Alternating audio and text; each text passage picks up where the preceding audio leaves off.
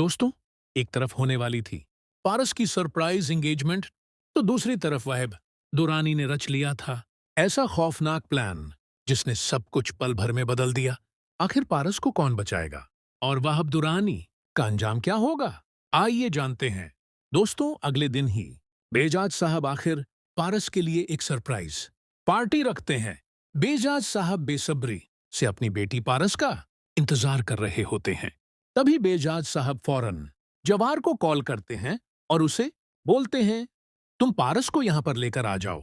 वहां पर जवार पारस को लेकर बेजाज साहब के पास पहुंच जाता है। जैसे ही पारस अंदर आती है, बेजाज साहब अपनी बेटी पारस को स्टेज पर बुलाते हैं।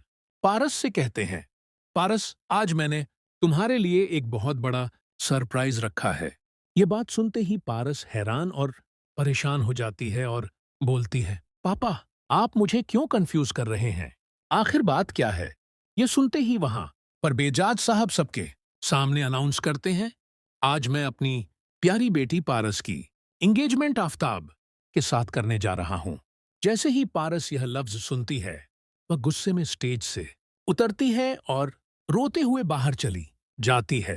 तभी वहां पर बेजाज साहब भी घबरा जाते हैं। पारस जैसे ही बाहर आती है, वहां पर वहब दुरानी अपने बंदों के साथ पहले से ही खड़ा होता है। तभी वाहब दुरानी अपने बंदों को हुक्म देता है, फौरन पारस को उठाओ। वहां पर वाहब दुरानी के बंदे एक पल की भी देरी नहीं करते और पारस को जबरदस्ती वैन में डाल देते हैं। पीछे से आफताब जैसे ही आता है, पारस को किडनैप होते हुए देखकर जोर जोर से चिल्लाना शुरू कर देता है, जिसकी वजह से बेजाज साहब और जवार भी वहां पहुंच जाते हैं। जवार फौरन अपनी गाड़ी निकालता है और उस वैन का पीछा करने लगता है, लेकिन वहां पर वाहब दुरानी को बेहद गुस्सा आ जाता है। वह देरी नहीं करता और आते ही जवार की गाड़ी को जोरदार टक्कर मार देता है, जिसकी वजह से जवार जख्मी हो जाता है।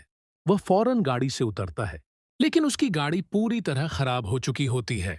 वाहब दुरानी वहां पर जोर जोर से हंस रहा होता है और मुस्कुराते हुए अपने बंदे से कहता है, आज पारस मेरी होकर ही रहेगी। तभी वह अपने बंदों को हुक्म देता है, पारस को फौरन मेरे फार्म हाउस पर ले चलो। कुछ ही देर बाद वहां पर बेजाज साहब आखिर जवार के पास पहुंच जाते हैं। वह घबराकर पूछते हैं, जवार, पारस कहाँ है?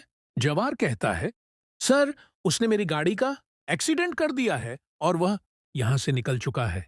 लेकिन आप घबराइए मत, मुझे पता है वह पारस को कहां लेकर जाएगा। यह सुनते ही जवार और बेजाज साहब पारस को बचाने के लिए तुरंत निकल पड़ते हैं। वहां पर पारस को जैसे ही होश आता है, सामने वाहब दुरानी को देखकर वह डर जाती है और उससे कहती है, मुझे तुमने रस्सियों से क्यों बांधा हुआ है? अगर पापा को यह बात पता चल गई तो वह तुम्हें जिंदा हरगिज नहीं छोड़ेंगे।